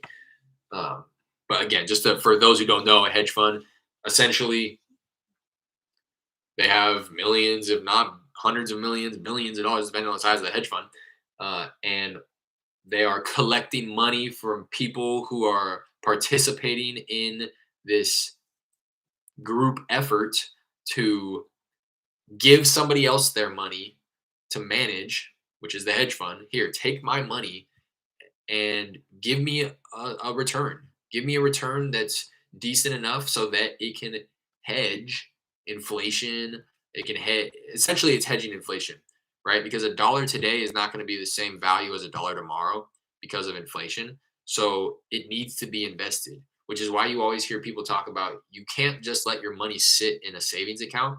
You're actually losing money because, yeah, you're getting a return, but the rate of inflation is increasing much higher than the returns on these little returns that you're getting on savings accounts. Even nowadays with the record high inflation, you can't even put it into like the S&P 500, which is what a lot of people used to do, and you would get an average of 8% annually. Nowadays you can't even do that because inflation's going crazy with the amount of money they're printing. So you have to find other avenues to invest your money in to be able to get a return just so that the value of your dollar is the same. If you're just letting your money sit, it's actually losing value. So that's what a hedge is. Like if you're familiar with stock investing, you would, without getting too technical, you would buy this stock because you think it's going to increase in value, but you're also going to buy a little bit of this stock because just in case the industry ends up falling off a little bit, this stock will actually increase in value. So you're hedging your bets. You're betting on one thing, but you're protecting the downside, protecting your investment by also investing in something else. So that's what a hedge fund's doing. They're hedging their money. They're hedging their investments. They're protecting the downside. They're protecting the loss of value on their money because of inflation and other things. They walk the property today. What'd they say? What'd they say? They get you an offer? Let me know. What's it looking like? What are you expecting? If they offered you something, what type of assignment fee are you looking at on that one?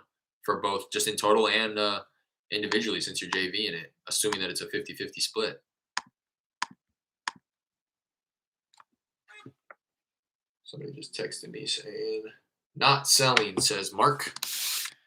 Again, just to reiterate, that's why I really do like this texting stuff. I texted him yesterday at 1:30. It's now tomorrow at 4 p.m. and it's now tomorrow. It's tomorrow in terms of when I texted him yesterday, but a day later he texts me saying that he's not selling. So I have all the time. The more and more texts that I send out there, the more and more people are just replying to me like days later. So I tag him not interested, and find him in my dialer so that I can remove him from my dialer so I don't end up calling him.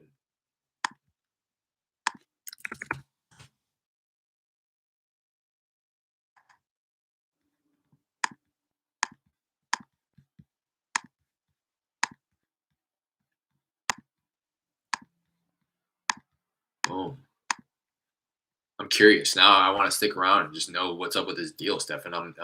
Let me know. What are you expecting, and what type of feedback did the buyers give you? I want to know before I hop off. Also, the NFL is going absolutely many right now with COVID. and it's a shame because I'm a favorite to win my fantasy league, or at least I made playoffs, and I'm at least expected to win round one. I didn't get the week one bye. Yeah, see my dog whining right now. He may not even be here anymore. In here anymore, Stefan. Oh, I think I see you in here. Anyways,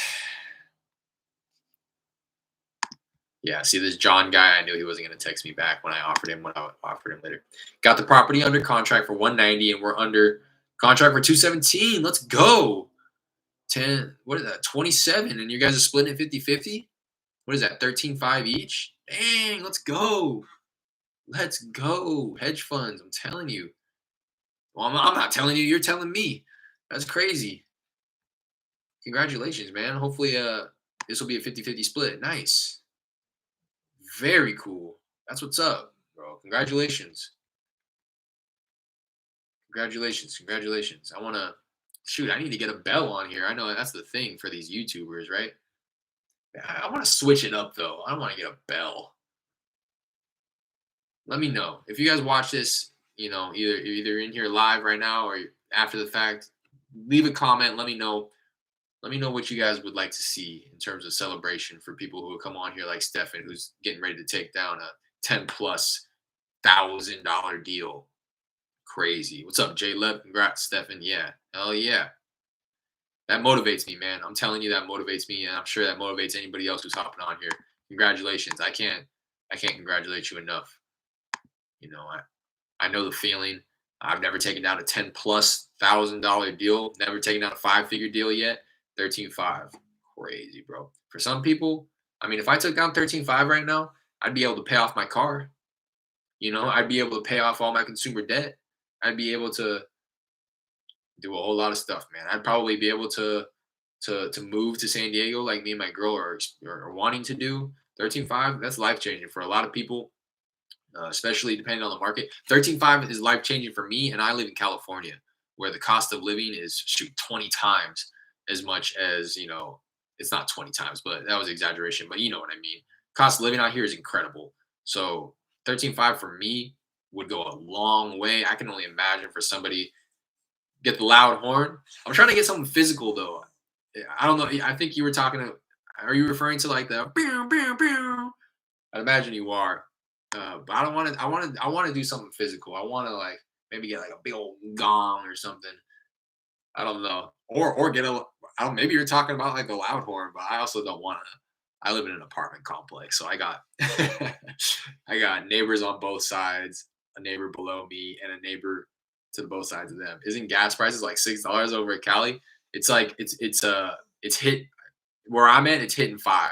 I'm getting gas right now for like 4.95, 4.85 if I'm lucky, closer to 4.50 in certain areas. But yeah, definitely over 4.50, and it's touching. It's probably over 5 in certain areas. The gas stations that I go to get the deal, I'm getting it for like 4.85, 4.90.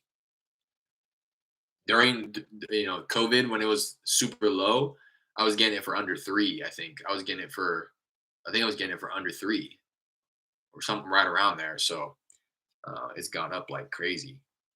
And that's funny you ask about the gas prices. That's pretty indicative though of like the area gas prices.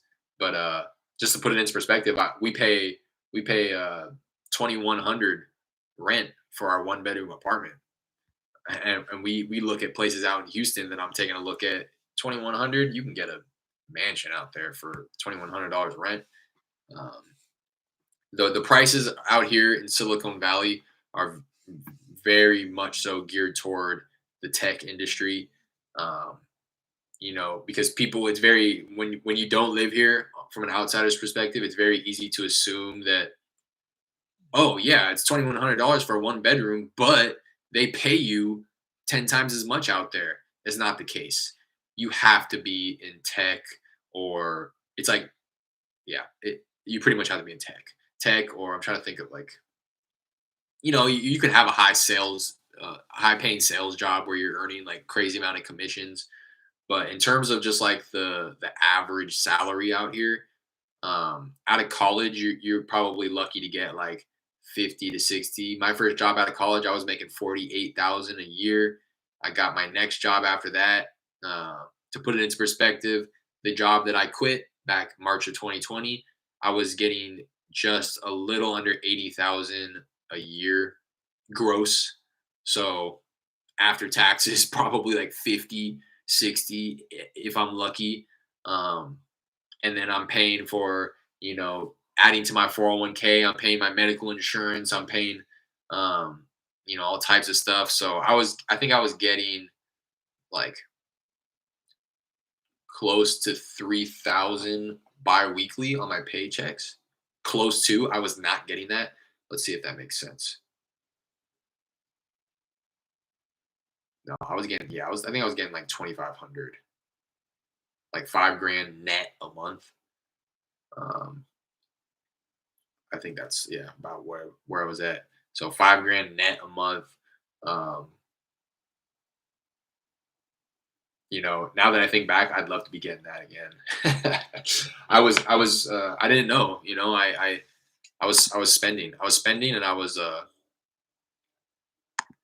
if I was making 5 grand a month right now, I'd be able to make that stretch a whole lot longer than what I was doing back in the day. Super Bowl's in Cali too. The COVID protocol is going to be crazy. I heard the Super Bowl's out here again. What is it, LA? I live very close to Levi's. Um, just to give you again a little bit more perspective on like the area that I'm in. I might even no, I don't think you can see it.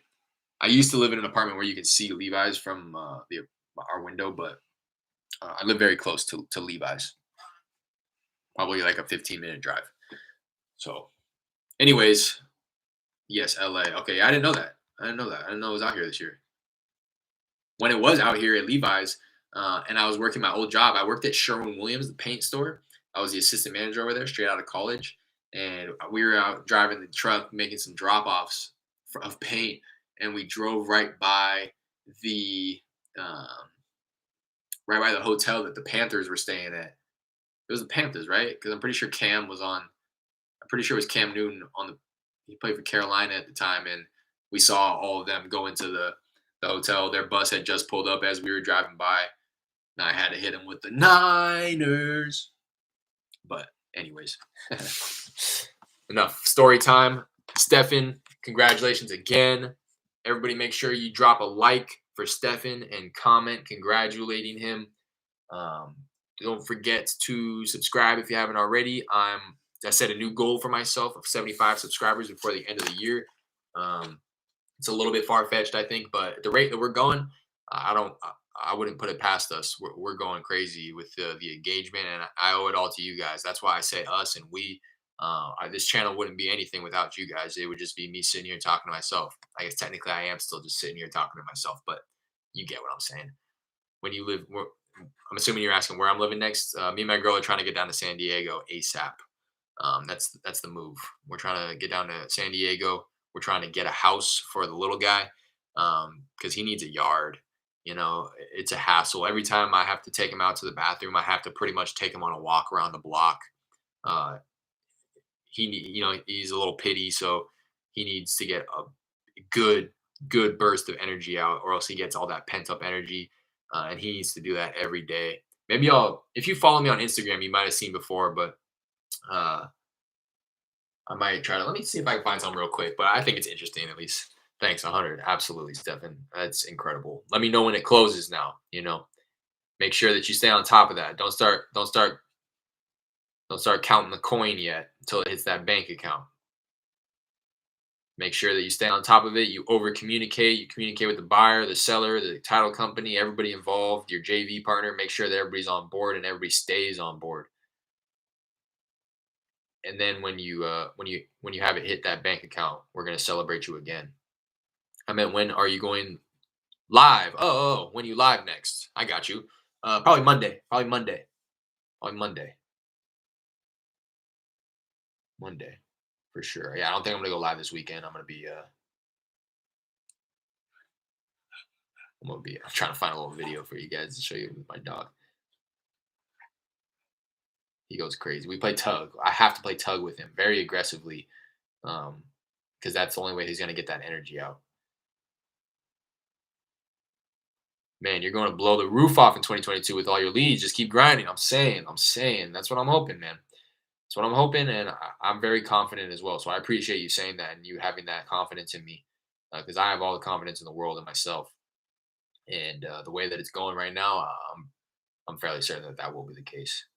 Look at this one. This one's pretty cool. Ooh, yeah, killer. Let me run that back, just in case you didn't catch that. Ooh, straight killer, straight killer. But he listens. You can't really tell in that video right there, but he drops it on command and all that good stuff. I don't know if you guys watched the Netflix series Canine Intervention.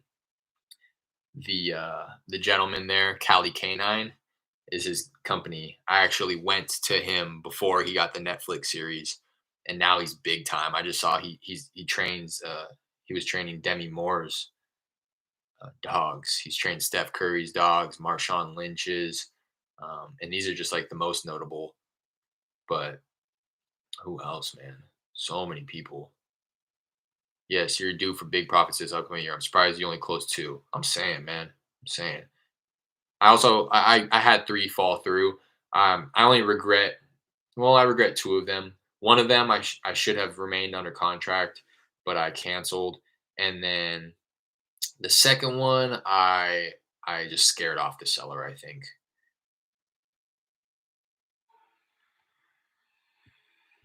I know this isn't real estate related, but this is very interesting to me because this is what I do with my dog. This is my trainer, or my I don't go to him anymore, but when I did go to him, let me turn my brightness up. This shit's so dark.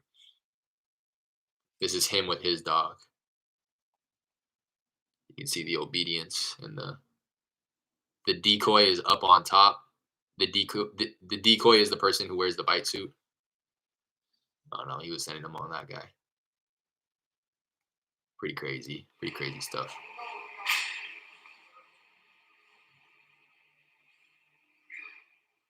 Woo-hoo-hoo. Anyways, oh, this one's pretty wild too. Is when he gets the elevation up on the decoy on top. It kind of falls. Ooh. Ooh.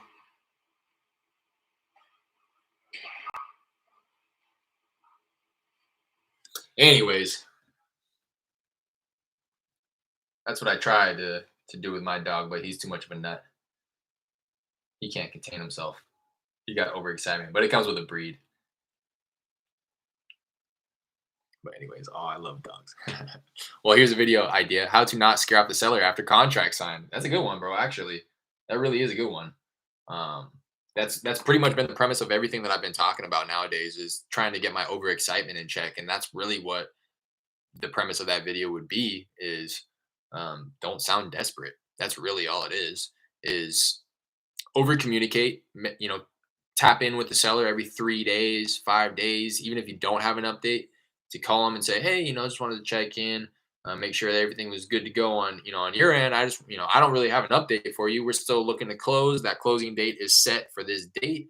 Title company is still, running title and making sure everything's clear. But just wanted to reassure you that we're good on our end. We got the money, and we're looking to get you paid on that closing date. Even if it was just that. Um, sellers appreciate that. My sellers did, at least, because that's something that I definitely did on the two that I sold. Just over communicated, just called them even if I didn't have anything to say, and just said that, hey, just wanted to catch you up and reassure you that we're still on track.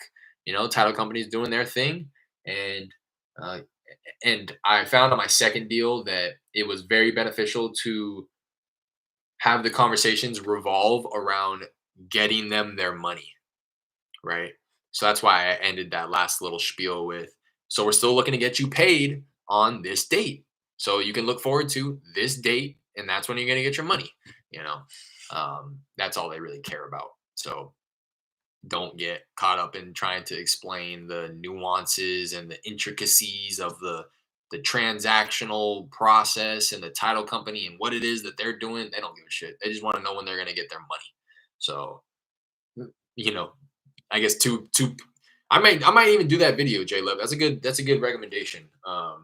Just like, you know, maybe not title it "How to Not Scare Off the Seller" or something, but like what to do after you get the contract, or like how to treat your sellers, or like treat slash communicate um, with your sellers after you get the contract.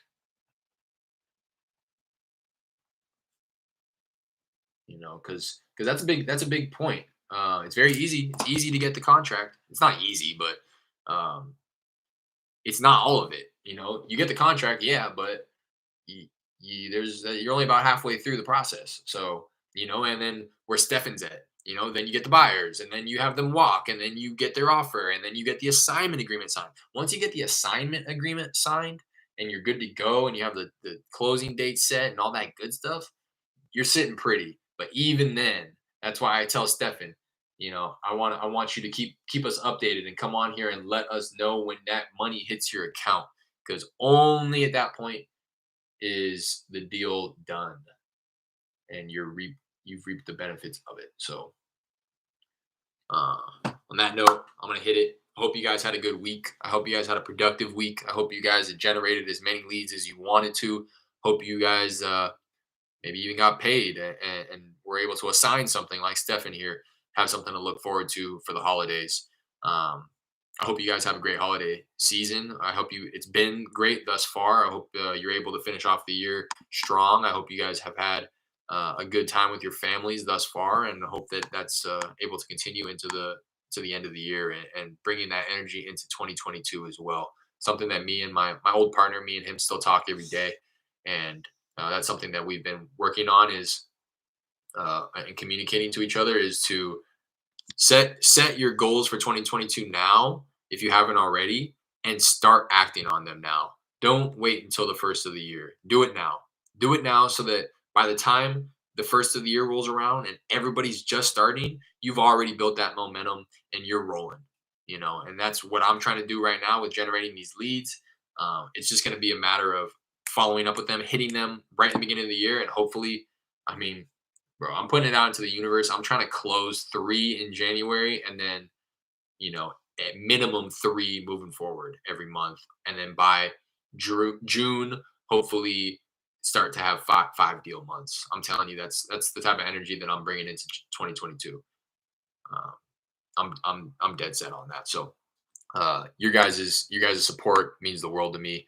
And again, this channel wouldn't be anything without you guys. So I love you guys for that. Appreciate every single one of you guys. Have a happy weekend, happy holidays. Until the next one on Monday. Peace.